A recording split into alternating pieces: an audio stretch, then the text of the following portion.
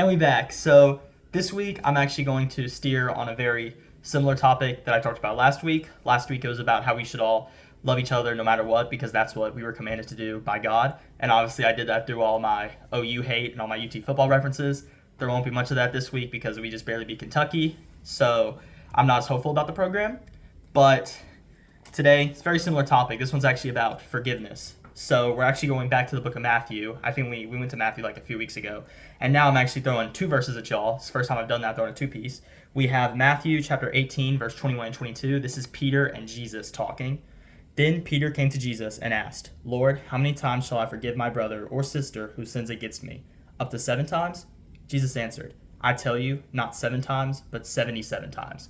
And then Jesus goes on in the rest of chapter 18 to tell a parable to Peter, and he talks about this servant who was forgiven for an enormous debt by his master, but then wouldn't forgive another servant for a small debt.